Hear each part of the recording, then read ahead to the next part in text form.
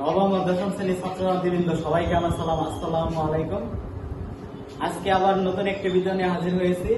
আজকে তোমাদের জীববিজ্ঞানের টপিক উদ্ভিদের খনিজ পুষ্টি উপাদান নিয়ে আলোচনা করব। তোমরা জানো উদ্ভিদের খনিজ পুষ্টি উপাদান দুই প্রকার, ম্যাক্রো উপাদান বা মুখ্য উপাদান, মাইক্রো উপাদান বা গৌণ উপাদান।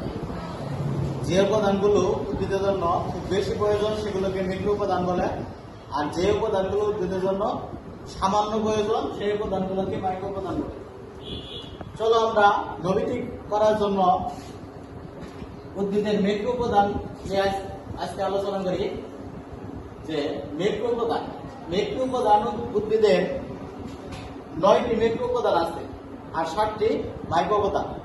এই 9টি ম্যাক্রো উপাদান যদি স্মরণ না থাকে, একটা কৌশলে তোমরা শিখতে পারো, টেকনিকে শিখতে পারো যে ওই কালো মেয়ে নাইট ক্রিম পেয়ে ফর্সা হয়েছে, ওই কালো মেয়ে নাইট ক্রিম পেয়ে ফর্সা হয়েছে।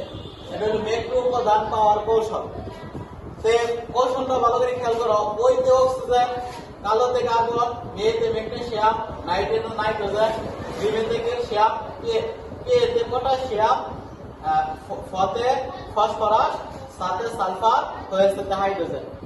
এই 9টি উপাদান হলো উদ্ভিদের ম্যাক্রো উপাদান। এই 9টি উপাদান বাদে বাকি যে 7টি উপাদান আছে সেগুলো হলো মাইক্রো উপাদান।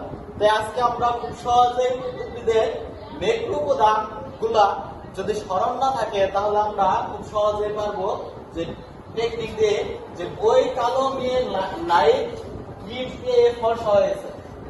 ওইতে অক্সিজেন, কালোতে কার্বন, মেয়েতে ম্যাগনেসিয়াম, নাইট্রেটে নাইট্রোজেন, ক্রিমেতে ক্যালসিয়াম, পেতে পটাশিয়াম, ফতে ফসফরাস, সাথে সালফার, হয়েছে হাইড্রোজেন।